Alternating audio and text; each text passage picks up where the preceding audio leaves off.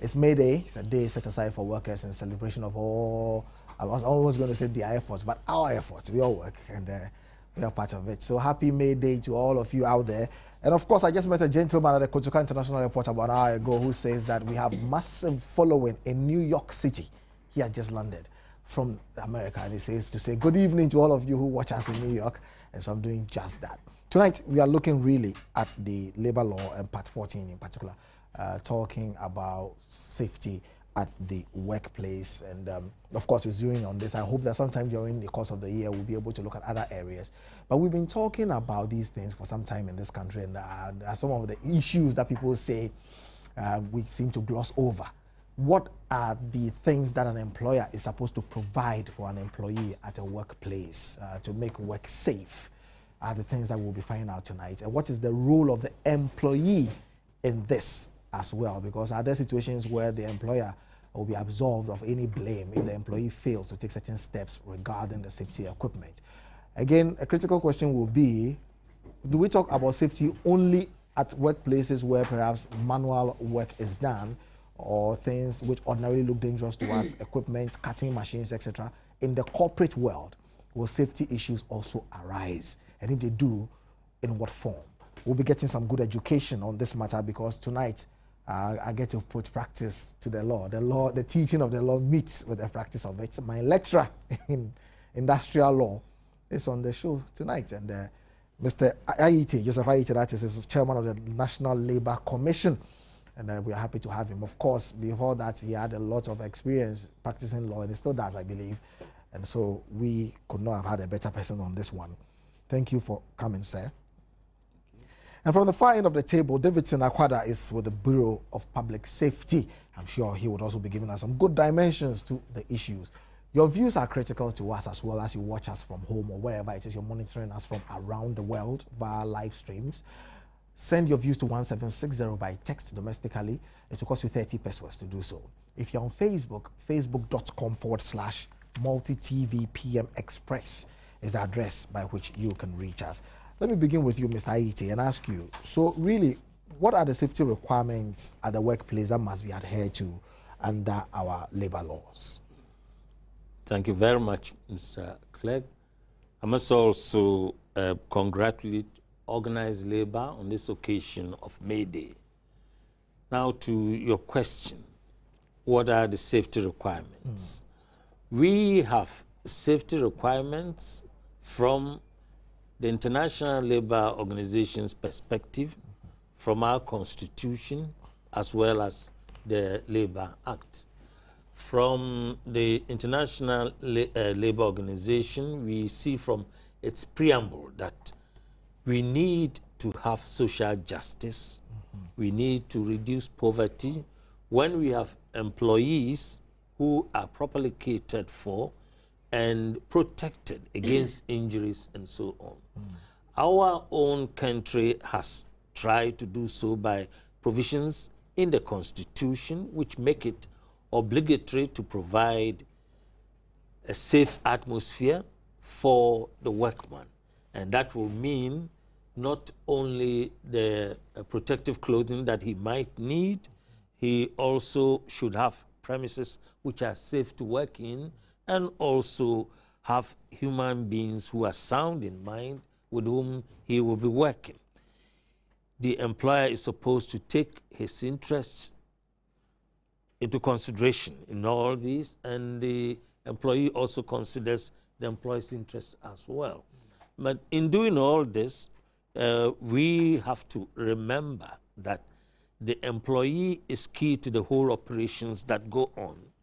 His safety is paramount from the constitutional angle, from the labor law, and its subsidiary legislation, that safety is essential. Great. Let me go over to my good friend Davidson on the other end and ask you, Davidson, what do you make of these provisions that Mr. Ayite has alluded to, and do you find that we honor them in practice? Well, let me also say good evening to your viewers, and congratulations to the workforce in Ghana. Essentially, as a country, we have provisions in our constitution for ensuring the safety and well-being of workers in at the workplace. And so those provisions have been made, enshrined in the Constitution. They've been followed subsequently with regulations, which have narrowed down into some specifics as to the duties of the employer, the duties of the employee, and so on and so forth. To the extent that those specificities have been spelled out in statutes, I think that is important that as a country we follow up through and through to ensure that these things are strictly adhered to at the workplace, especially so when every time we talk about safety and well-being of employees, it comes, if we neglect those things, it comes at a cost not only to the enterprise, but also to the nation as a whole. Therefore, I think that it's very important that we follow through, the regulatory agencies follow through such provisions to ensure that they are adhered to the latter. Great. Mr. Ite, if you look at Section 118 of the Labour Act, Access 51, it makes reference to what I call SSH, that the worker is supposed to work under some conditions, satisfactory, safe, and healthy. In practice, what is satisfactory? What is safe? What is healthy? Is it left to the determination of an employer, or is there a means by which the law is able to say, or that the employee is able to know whether really what the law requires that my employer provides for me is actually being provided for? What do those three words mean? Well, they will mean that in the course of it, there should be a neutral person who comes around to look at the systems. The labor inspector, that's right, who's been appointed in the civil service, and also there will be a factory inspector if there are factories. Their responsibility for the labor inspectors to come around, look at the books, look at what systems are in place to ensure safety. If in the inspector's opinion, there's, for instance, premises which is not safe, he has every right to serve notice on the occupier of the factory, so that there is some correction made. Otherwise, he might get the whole structure pulled down. So in that sense, we have sufficient way of protecting people. But let me add, if I may, that on the ground, sometimes we are not too sure enough is being done by the inspectors. Why is it so? Maybe there are not enough inspectors, one. Maybe there are logistical problems or issues they have to address. These may be the reasons why on the ground they may not seem to be operating at the optimum level. But Mr. Ite, staying with you on this issue about factory inspectors or inspectors appointed by the civil service, etc., because I realize that they have quite enough powers under Section 124. They are supposed to enter freely and without notice at any hour of the day or night to inspect any workplace during working hours, and enter during the day or night any premises which the inspector has reason to believe are subject to inspection, carry out an examination, a test, inquiry, etc., and really interview either alone or in the presence of witnesses, any employer, workers, a tall list of things that really the labor inspector is able to do. But my question is, in practice, do these things happen? Because I personally have not met them. I mean, these are things that you taught us in school, and I'm sure you examined us on that and was happy to see that we remembered those in our essay. But really, in practice, we don't ordinarily see these things happening. Is it because perhaps we work in places where these things are not happening, or that we just don't have the numbers, we don't have the logistics to make sure these things are occurring? Well, the chief labor officer is perhaps the best person to answer that, but I have some idea.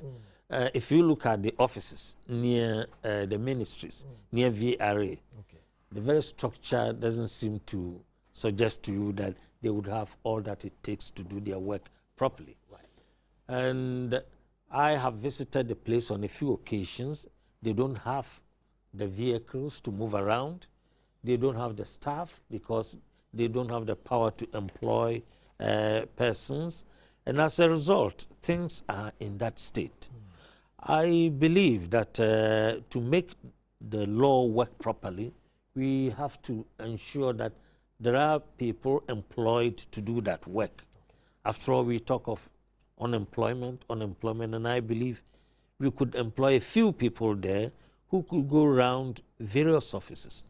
Now, when you look at all the workplaces, like you rightly pointed out, the labor inspector has that authority at any time of the day or night when he has cause to believe that work is going on anywhere, to go in and inspect. So if the facilities are made available to him, if people have been employed to work that way, it should be possible to go around and inspect these places so that safety is assured.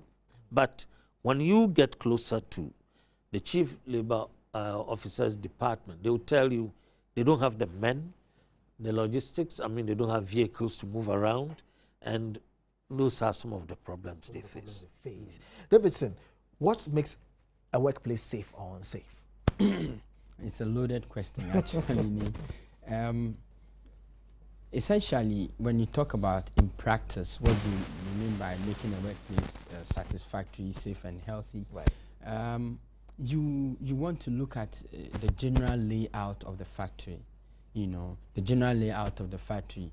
How is work progressing? How is work supposed to progress at the factory level? And you also consider in terms of emergency, in the event of, say, an explosion, a spillage, or a leakage, a dangerous substance leakage. How are workers supposed to move out? And you factor all these in for the plant layout. You also want to look at the work process itself. What sort of chemicals and substances are engaged in this work? What engineering means or administrative means, or probably the last means, what sort of personal protective equipment have been provided. You look at availability of what we call material safety data sheets, chemicals and substances that are in use within this factory. Are there documentation on it, spelling exactly how it should be handled, or in the event of contamination, what should be done? You also want to look at whether workers are being trained, whether they are being informed of their environment, what exists within their environment, maybe what they should do in the event of everything, you know. So all these things come together. Once you have all this knowledge or information passed on to the worker, and you have your factory well laid out, putting in the right people to occupy the right kind of space and all, you can say that fairly a factory may be satisfactorily healthy or safe to live within. There are other issues that probably Mr. Aite, coming from the point of law, may raise, but on the face of it, you know, in practice, if somebody moves into a factory as a safety manager, I believe these are the key areas that the person would want to look at. I find a very interesting provision here. I'm going back to 118, Mr. Aite, and I'm thinking that a lot of employers, if not perhaps most of them, will be breaching this, because really you're supposed to, I want to pick one, provide the necessary information, instructions, training and supervision, having regard to the age, literacy level, and other circumstances of the worker, to ensure, so far as it's reasonably practicable, the health and safety at work of those workers engaged in a particular work. You're talking about maintaining plants and systems of work that are safe, use, handling, storage, and transport of articles and substances, taking steps to prevent contamination, supplying and maintain at no cost to the worker adequate safety appliances, etc. All this information bits, safety, absence of risk, health, providing information to employees and all of that. Really, which companies in this country really do these things? Sometimes it makes me wonder whether these things are just there for purposes of us satisfying that in our laws we have some provisions, or really that we are able to carry them out. I believe we are able to carry them up in certain companies. Some companies have a global dimension in the sense that they have other companies in many areas of the world. And there's often a competition of a sort to know whether accident levels are low in this area, let's say Ghana or Nigeria or Cote d'Ivoire. Okay. When that happens, generally speaking, they are able to maintain the sort of standard we are talking about. So I would say that, yes, we are able on the whole also to do it. Able on the whole also to do it. Yes. But when the law says, for example, that an employer who without reasonable excuse fails to discharge any of the obligations that we've mentioned, commits an offense and is liable on summary conviction to a fine not exceeding 1,000 penalty units or imprisonment for a term not exceeding 3 years or both. And in your answer, you say that some companies are able to do it. Yes. What about those that are not able to do it? Really, do they ever feel threatened by Section 5, Section 118, subsection 5, as I've mentioned? I must concede that they are not always that threatened because the labor inspectors are not there. There are not enough of them to go around to do that sort of work. If there were enough of them to go around, I think people would then be compelled to go by the law.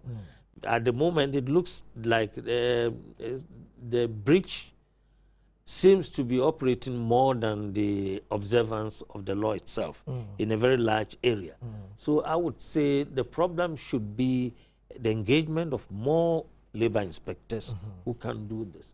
But apart from that, you always would like to note that when workers sit with their employers on conditions of service, they should be able to look at those areas and put them as part of the conditions or collective agreements they enter into. Point out to the employer, this is an area which needs to be addressed, safety. So please, let us agree on it, make sure that we are going to comply with the law. Often, I think, with great respect, people have ignored this aspect and concentrated too much on the salaries and wages and so on. But I think this is an area we need to look at too as workers. Very important. Davidson, again, I'm going to another area. Looks like tonight I'm challenging the law more than preaching it and trying to raise all the things that are in there so that the workers will be happier. I'm looking at Section 119, 120, and 121. Exposure to imminent hazards, where we are told that a worker who finds himself or herself in any situation at any workplace which he or she has reasonable cause to believe presents an imminent and serious danger to his or her life, safety or health, shall immediately report this fact to his or immediate supervisor and remove himself or herself from the situation. Really, in practice, you're supposed to report, you do the report, and it says you are supposed to remove yourself from the situation. Let's go to the mining area, or even this drilling business that is happening now that we've discovered oil. Do you think that practically, and with the unemployment issue Ms. Aite mentioned not too long ago, that someone reports, he doesn't see action taken immediately, that he's able to remove himself from what he or she decides is of danger to him or her? Because even though the law says that an employer shall not dismiss or terminate the employment of a worker or withhold any remuneration of a worker who has removed himself or herself from a work situation, I'm sure Ms. Aite will be the first to admit that these are some of the matters they have to deal with at the Labour Commission itself, sitting over cases. Because I'm sure there may be competition, clash of interest in there. My life is at risk. I could have done this. I could have lost this. You know, say, hey, my friend, if you're not ready to work, just go home. There's a long queue of people who are ready to work under the conditions you call dangerous and all of that. And then finally, we also see that there are some regulations required to really streamline these things and make it work. Ms. Aite has the regulations. I'll come to him. But to you now, what practical is this situation for the worker in this situation, removing themselves from a situation they consider dangerous? Well, I just want to start off this by just sharing with you a story I picked up on one of the radio stations a couple of weeks ago. There was this young man in a steel factory in Tema who was working under very unsafe conditions. And this man told himself that, look, at the end of this month, once I take my salary, I am not returning to this job again. Unfortunately for him, before the end of the month, he was involved in an accident. There was an explosion. And this guy, was incapacitated, at least from what the story says. He became incapacitated. The point is, yes, the law states that you have a right to remove yourself from any workplace if you have cause to believe that you are in danger. That's the point. But the practice on the ground is that it's really a bit impractical. To a large extent, it's a bit impractical. But yet again, the law also makes provision. There are certain provisions in our laws that can help address this. In the labor law, I know that there is a provision for the formation of a safety committee at the workplace. I think that as a country, being saddled with all these inadequacies of resourcing the regulatory agencies, at least this single formation, we should enforce that at the workplace there is a safety committee, a standing functional safety committee. And when this committee, or if this committee exists, it is much easier for the worker to approach members of the committee to make his complaint. And it is expected that if there exists a safety committee, definitely all the heads will not be one. There will be some good heads that will prevail on management to take the necessary actions. So yes, much as we have it in law that you should remove yourself, it is almost impractical, especially when you are not faced. On that point, I'll let you. There's a part that says that the employer shall also not require the worker to return to work in circumstances where there is a continuing imminent and serious danger to the life, safety, and health of the worker. So the worker has removed himself, and then the employer has not abated the condition, so to speak, and is requiring the person to go back. Really, the person may say, okay, no. Now, will we be walking ourselves into the situation of a conflict, or saying that you are refusing to do your work and all of those things? I mean, how do we assess those issues, that kind of situation? I think that would be a very good question for Mr. Aite. I will really go back since he will take it from the point of law, right? Really taking it from the point of safety advocacy, and as a safety practitioner myself, I think that the safety committee at the workplace could actually come in to mitigate all these, let me call it, for want of a better word, inefficiencies by the regulatory agencies. And so this is what we can resort to. Mr. Aite, so what happens really, particularly in the light of the unemployment issue and people really wanting to hold on to their jobs? Yeah. I think there should be no problem here at all, in the sense that if there is a union, they would in fact be ventilating the point that, or articulating the point that this gentleman or lady in that difficulty will be facing. The law allows you in your collective bargaining agreement to put down grievance procedure, dispute settlement procedure. If you think you are in danger and you make this known to the shop steward or somebody within the union, this will be taken up so that the employer will then address it, knowing that it's not you alone fighting him, but it's a stronger body which has a muscle behind it to fight you, so you can get your problem addressed. I would say if the collective bargaining agreement is very well discussed, negotiated, and signed, this should take account of the problem, so that it is not the individual so much. He's not happy because he has removed himself from the place. He reports next to his union, and the union will take it up. And the employer cannot ignore what the union is saying. So I think there's enough protection. But what about people who don't find themselves with because I know that if they don't have a union. Absolutely, because if you look at all the workers in Ghana, I don't even believe more than 50% of all Ghanaian workers belong to a union per se. Yeah. But the labor laws of this country affect each and every one.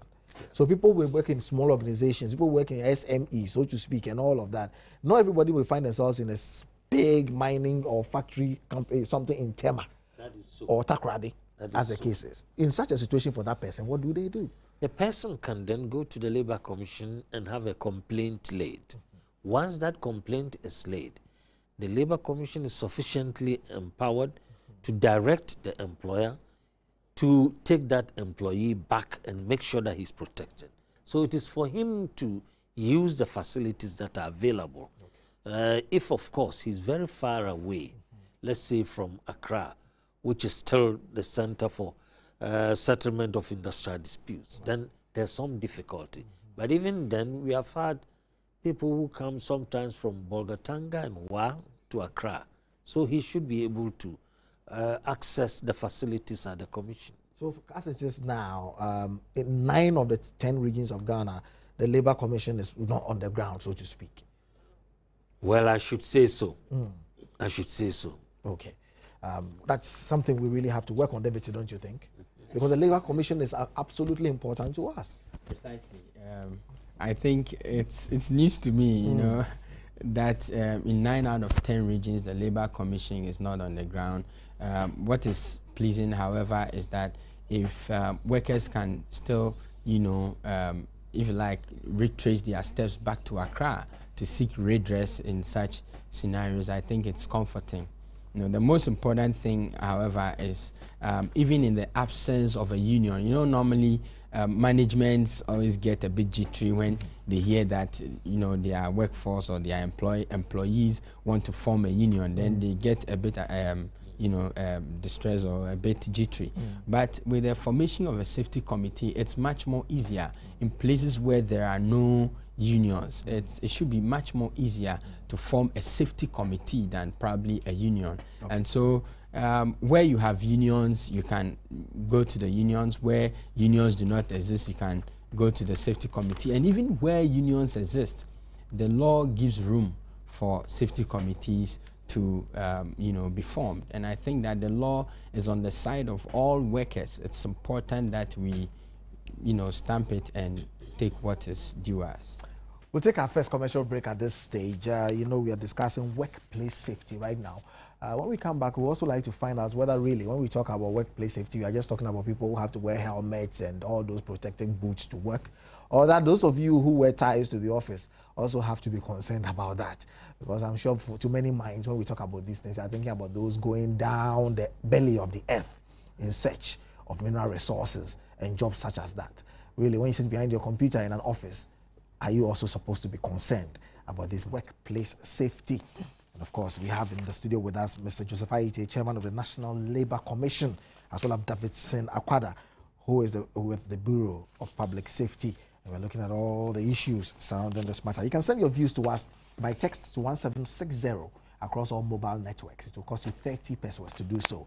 Facebook.com/multi-TV world or multi-TV PM Express, the addresses by which you can send us your emails or your views as well. We would love to hear what specifically are some of the issues for you. Let's begin the segment with you, Ms. Ayitey, and ask you. So I'm sure some people at home are saying, how do we then form a union? Or what is a CBA Ms. Ayitey spoke about? What is, and all those things, we hear it on the news every day. And all, what do those things mean, and how can workers go about making sure they get protected under these? Well, workers can form their union by getting in touch with mother unions in the country, depending on the area they are working in, that will advise them and show them the roadmap towards forming a union. Okay. They normally will have to get a few people who will sign on that they want to become members of a union, fill option forms, get these down, and then let the employer know that they are about to form this union, get in touch with the chief labor officer, who must give them a certificate to form that union. And then after that, with that, they can approach their employer for, once they have got a certificate, for them to negotiate a collective bargaining certificate, which will govern the relationship of the employer and the employees who belong to the classes that have been stated on the certificate. It is not everybody who will be a member of the union. There will be classes stated. Are they clerks? Are they managers? Are they some other group? Okay. These must be stated. I see. So that's a process that you go through, yes, and then you get it. But Davidson, let's deal with a little issue here as well, particularly about gear, working gear, protective gear for people in certain areas of activity. What is an employee supposed to do in that situation, or the worker, when he realizes that what the employer is providing perhaps really does not shield him? The boots are simply not good. The helmets are either unavailable, are not the right type or kind on all of that. Really, what is the worker supposed to be doing in such a situation? Supposed to be, you know, there are so many questions that arise. And again, I'm worried about the worker because in my short experience, having to draft some agreements, etc., for some of the time you find yourself working for employers because they are the ones who can afford to pay for your services. But you realize that sometimes they come telling you things, oh, don't worry about this one, we will deal with them. We don't, and then you are trying to explain that, no, it's not the right thing to do. And sometimes you meet workers who are actually forcing you to say, no, please do it quickly so that we can all sign on and jump onto the bandwagon. There are issues, and these issues have to do basically with bread and butter. How does that help us resolve some of these things? If I get your question right, you were essentially referring to personal protective equipment, whether when the workers are not happy with it, whether maybe it's the right thing they've been provided with or not. Am I correct? Absolutely. Okay. Well, our problem, or let me say the challenge here, is that as a country we don't seem to have what we call industrial hygienists, many of them, if you like. Industrial hygienists are usually those experts who come and then conduct a risk and exposure assessment in a workplace, and then it is them who are able to tell that in this workplace such hazard and such hazards exist. They will then probably go ahead to evaluate those ones, analyze it, and then tell you what measures you can, or suggest to you what measures you can put in place to mitigate the impact of those hazards. But what we see now, at least most companies do, and this one cuts across from the SMEs to the big corporate institutions in this country, is that we seem to do what we call cut and paste. Cut and paste. If I go to Nia De Klerk's studio and they play music there and everybody has ear protection on, once I have a music studio and I play music, I make people put on ear protection without recourse to probably the sound level and everything. You understand? And therefore, when we engage, or when employers or entrepreneurs or business owners engage in this what I call cut and paste phenomenon of working out safety issues in the factory. You're saying that safety issues are not specific to the needs of individual firms and organizations, that people just have a general way of approaching them. Is that your point? No, what I'm trying to say is that what exists now is that business owners or employers, some employers, instead of conducting a risk and exposure assessment test in the workplace to establish what hazards even exist in the first place, in order to know what PPEs to provide or what systems to put in place, they don't. So what do they cut and paste? They cut, if that's what I'm saying, they look at maybe a textile manufacturing industry. These are the PPE, personal protective equipment they use. Then we also, because I also operate a textile in a factory, I also use the same things there. Without recourse to what my processes probably that's are. exactly the clarification I was asking, that they are not looking at specific Yes, requirements. precisely. They are not looking at specific, needs of their plants. Right. They just cut and paste. Okay. And when you engage in such phenomenon, what occurs is that over time you would be, you would think that you are providing protective, or you are protecting your workforce, but in natural sense you will probably be exposing them to hazards, or you would think that you are protecting them. Probably they don't even need that kind of protection in the first place. And I just have a message here which goes to confirm the question I just asked. This is from Kosi Diatipo Diamond from Aflao. He says cement workers have a terrible work environment, poor working gear, and hopeless salaries. But it goes to the point I just asked Davidson about poor work gear. And my question to you is that, really, is he still in that employment because really there's a practical dimension to these matters in the third world? And so he realizes that the equipment that's given to him, the working conditions, the gear and everything, is not the appropriate one. But he seems to be using it and just complaining about it. But I'm sure he'll be happy to wake up tomorrow and go to work. Yeah. Well, it's for him, if he has a union, to complain, as I previously said, to the union so that they'll be up and doing. But even if there is no union where he is, the management, they are human beings. Depending on how this issue is raised, I think they are likely to listen to the matter. Because when the workman is not well, productivity will suffer. And at the end of the day, the employer does not realize the purpose of his own investment. So it is in his own interest to ensure that all the safety gadgets are in place and the workman is properly protected so that he keeps on churning out whatever goods, cement, whatever, for him. But if he thinks that he will just cut corners by not supplying what he must, at the end of the day, he suffers. The workman is supposed to work conscientiously. And if he must work conscientiously and sees that things are wrong, it is for him to point this out to the employer. You see, if there is a good human resource manager around, it's very likely that he's organizing debates, meetings where workers can come out with their concerns and say that this sort of equipment is not good for us. We think you need to do something about it. And they are likely to be listened to. But sometimes people do not approach the issue in the appropriate manner. And the people who are in charge, excuse me, as what do you call it, the human resource people, may not be the people sufficiently empowered to take the matter on board. The man may not be a very qualified person with a clout who can stand up to management and say, you do this, or I will resign, or will make sure that the employee is protected. But more often than not, the man who is there for very small companies doesn't have that sort of influence, and that may be the problem. That's an issue. Yes, I think to add to that, when we talk about poor work gear, sometimes it's really not the case that the work gear or the protective equipment is bad.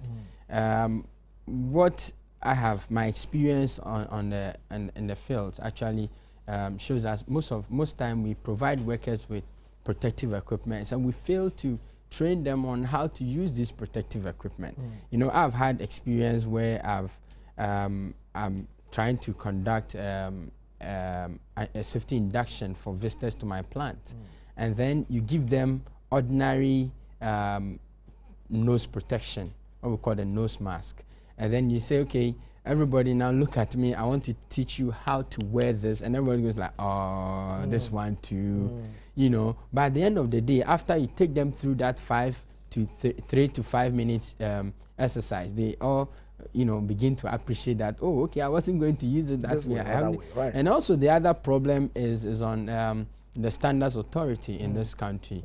You know, in the West, if you like, the Americas and the UKs and those advanced societies, you don't just get up and import anything. I mean, a thing as serious as something that's coming to protect, you know, humans. You don't just import anything. The standards authority are there to certify items that come into the country as you know, durable and of high quality, that they are coming in to perform the function or the task to which they were imported. When as it exists now, there are a lot of importers, everybody importing some protection equipment or the other, and then employers also go to the market and they buy what they can afford and they give to their staff.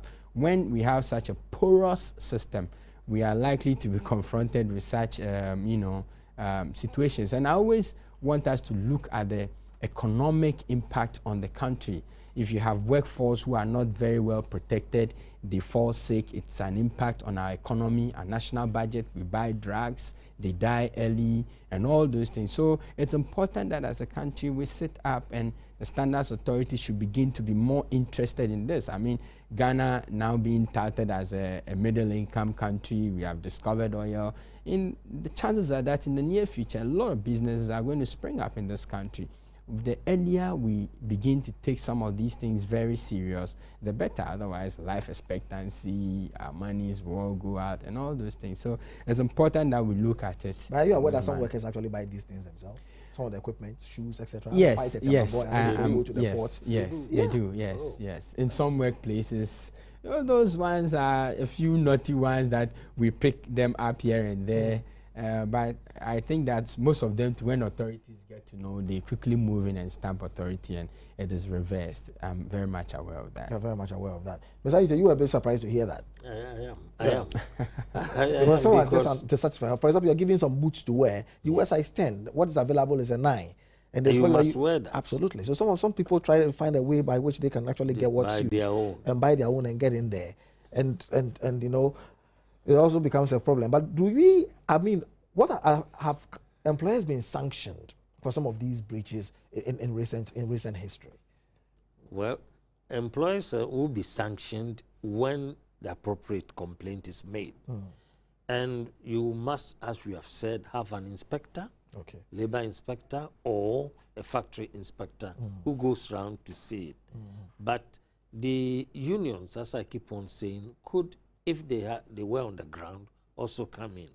It is unfortunate that the old law which empowered the unions to get involved in any situation, whether they had members at a workplace or not, was removed from the Labor Act.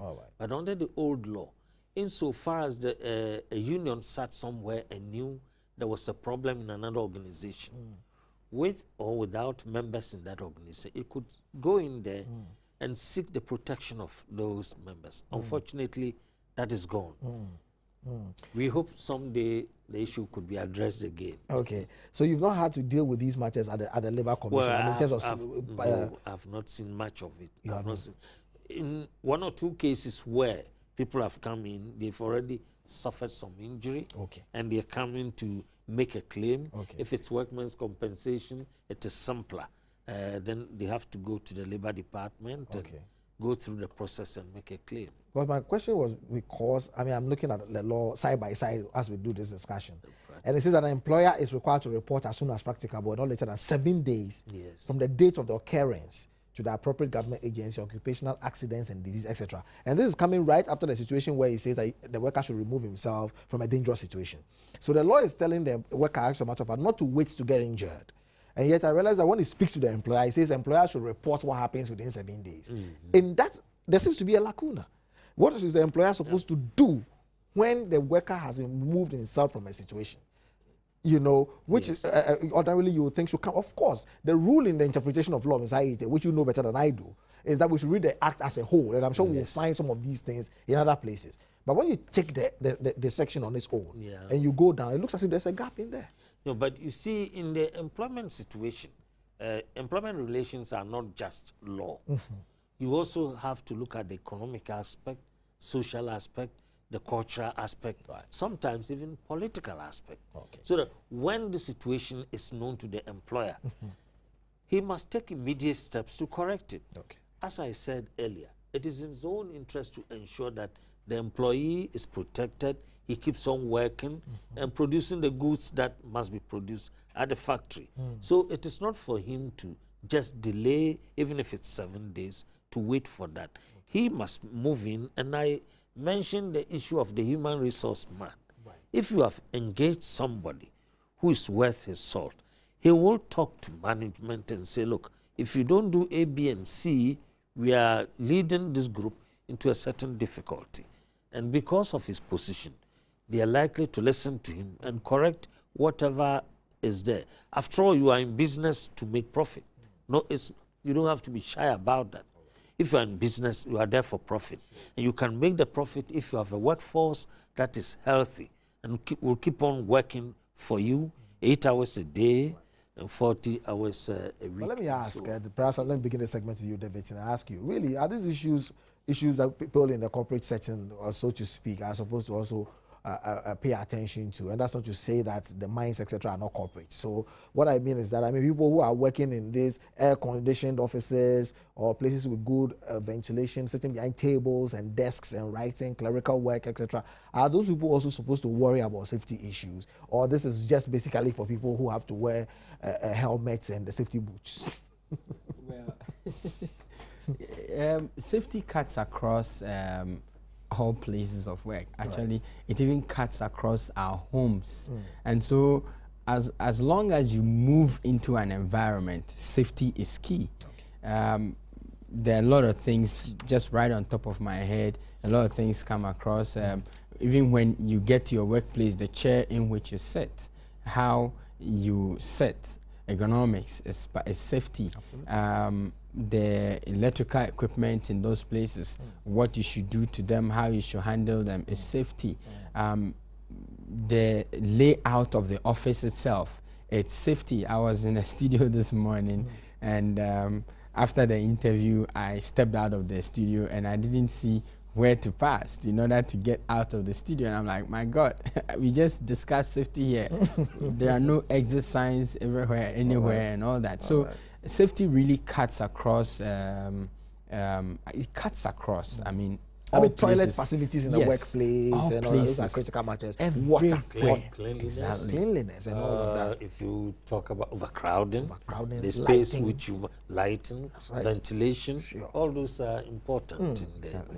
So it cuts across everywhere that you find yourself. Safety is really an issue. I mean, right from when you park your car at the car park, safety starts from there. All right. When you are driving to your work, it's all safety. So safety is really everywhere that we cannot do without it. We cannot do without it. So, Mr. in a place like this, newsroom, etc., people working in the control rooms and all, they're also supposed to be taking through some of the lessons here that the law talks about, being given information, instructions, training, etc., and that is not just for people in the factories. So what kind of information should they be given, like a place like this, a cameraman and all of those things? Well, as my colleague pointed out, electrical matters here, the ventilation, as I pointed out, the overcrowding, how many, let's say, seats can be in here, and how many people can be in here. The Factories, Offices and Shops Act clearly defines the space for one person sitting within a certain range, how much space he needs in an office.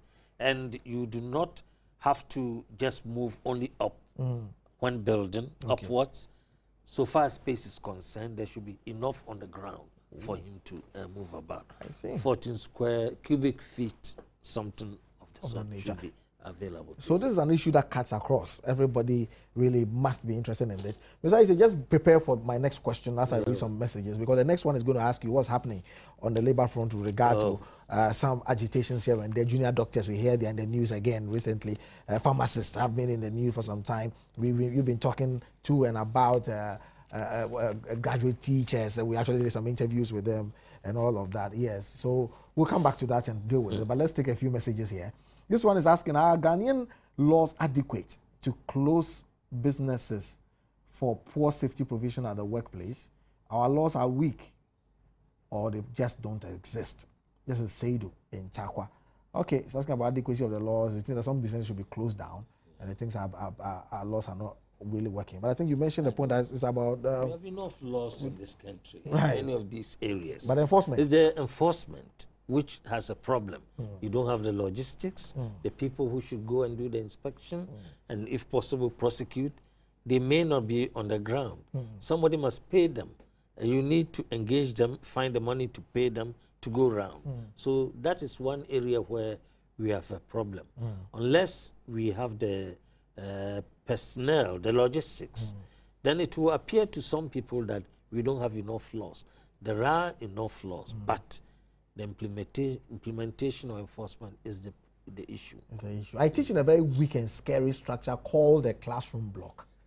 If I need a workplace safety, where should I go and who should I complain to? James in Accra. That's an interesting question he's asking. It's a classroom block. He should complain to his employer first. Okay. Whoever is the owner of that classroom or school, he should complain to him. And if it's not being taken on board, he can go to the labor office and complain to the labor officer who can send somebody. Because the labor office has a responsibility towards the implementation of the law here. If anything is not being, somebody is not complying with the law, the labor office should be contacted or the labor commission. But ideally, on this issue, I would say the labor office, because the inspector will come from there. The inspector will come from there. Let me do this. Teresa Tessia Kowa, what about the discriminatory manner of paying arrears due us in Ghana Education Service and the intentional delays in our pay slips? Not to talk about the negative figures. That's a loaded one that somebody is asking. Ghana Education Service, negative figures, intentionally paying them. Basically, I don't know if you have an answer for Teresa, Mr. Isaac. It's not a safety issue here. It's not a safety issue, but I should say that if indeed that is the situation. The only thing is to, if he or she belongs to a union, complain to the union, which will then take the matter up. Okay. And I'm sure to be addressed. Sometimes there's lack of communication somewhere, which brings about so much misunderstanding. If communication is properly done, people will understand why payment is not being made, or there are negative payments and whatnot, and correct them. But where people are sitting on information and are not disseminating it sufficiently, tensions come up. So I would say go to the appropriate place and it will be addressed. Okay, I want us to move us to the next point, but I realize you're trying to catch the eye of the speaker, so I'll give you a minute.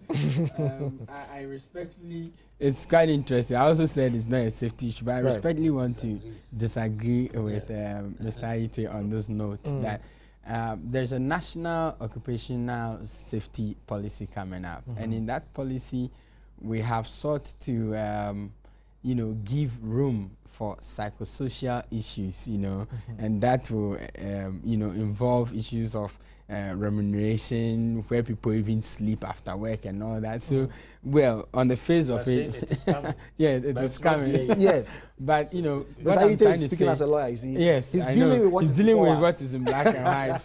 But the actual thing is that safety is, wider and broader than just the systems we have in place.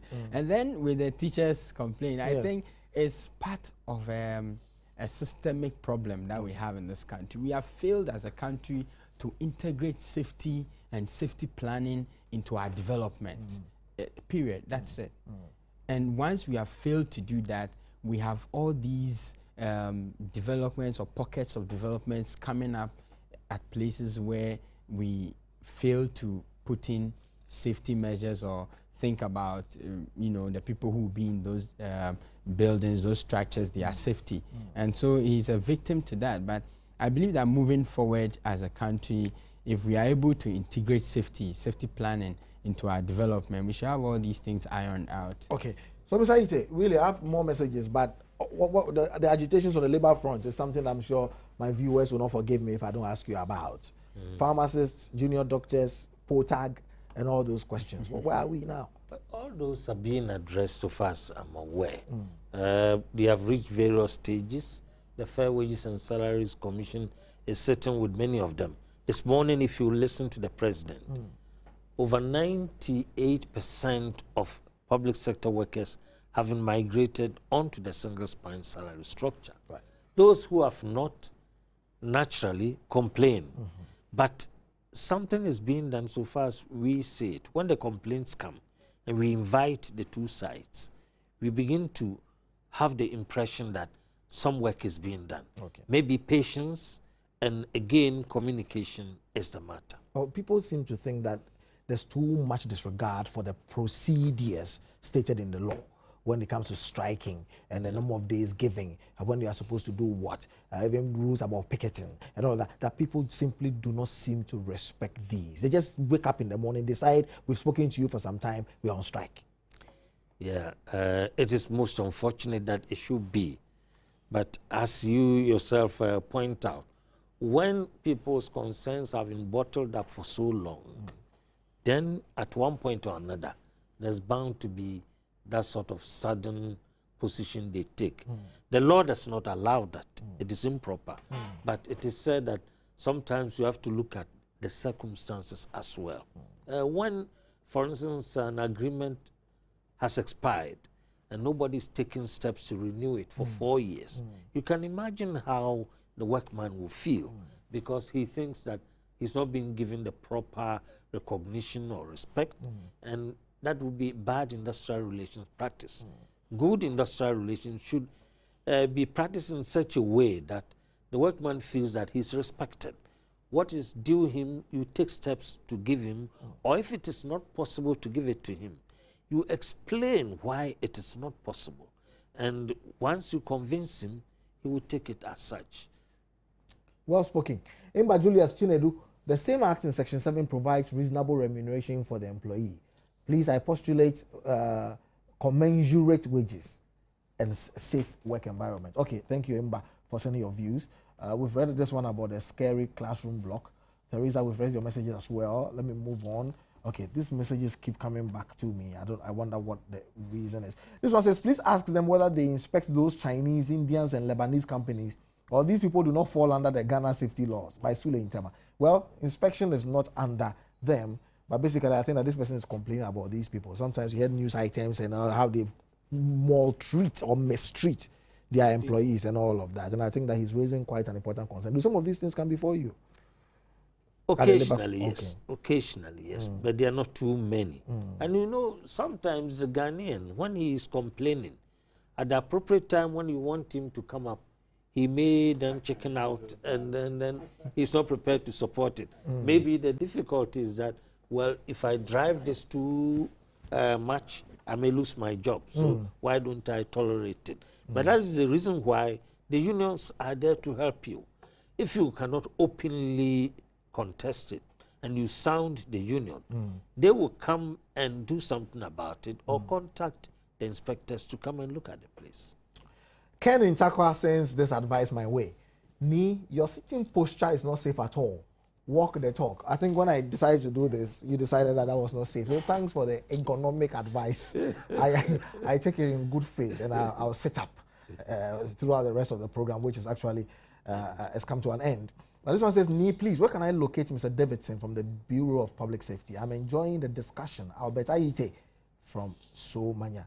Okay, I don't know. I'm sure in his concluding remarks, he will tell you how you can do that. Raymond Kwame Dubache, I and my beneficiaries have worked for nothing for the past. This law doesn't exist at all under this government. That's what Raymond says. We really have to bring the discussion to a close somehow. Our time is up, but of course not until I've taken final words from my my guest. Davidson, you come first. What are your concluding remarks and where can the gentleman find you? Well, I think that in recent times, I want to commend the media for the interest that they have generated in matters of safety. I think it's important. It's giving safety issues a very good mileage, and people are going to be more conscious, more assertive in their workplaces. It's very important. The Bureau of Public Safety is an NGO that seeks to also you know, advocate on issues of safety. Anyone who wants to get in touch with us can go online, www.publichealthbureau.com, publichealthbureau.com, or www.ghanasafety.com. There are contacts that you could reach and then get in touch with us. Okay, great. Mr. Ite, what will be your last words to all of us? My last words would be that for the employer, for the employee, there should be regular communication channels. Things must be explained properly to the employee. He must exercise patience when things are being explained. And there must be transparency in the workplace, the way we relate to one another. That is, the employer and the employee should relate to each other in a transparent manner. Once that is done, confidence is created, and in it, safety too can be built. Great. We have some final messages here. I believe I can take some liberties and read those messages just for the benefit of the 30 pesos you spent in sending them to us. If someone is employed but is not put on payroll for 9 years while at post, what should he do? I think that if you've been listening to the discussion, the answer has come. I just hope that basically about who to consult and they're getting involved with the union. If you don't have a union, go to the Labour Commission and report all of that. So you've been told. So I think it's high time our stakeholders and those in authority rose to the task. Workers in Ghana are really suffering. Long live Ghana, long live workers.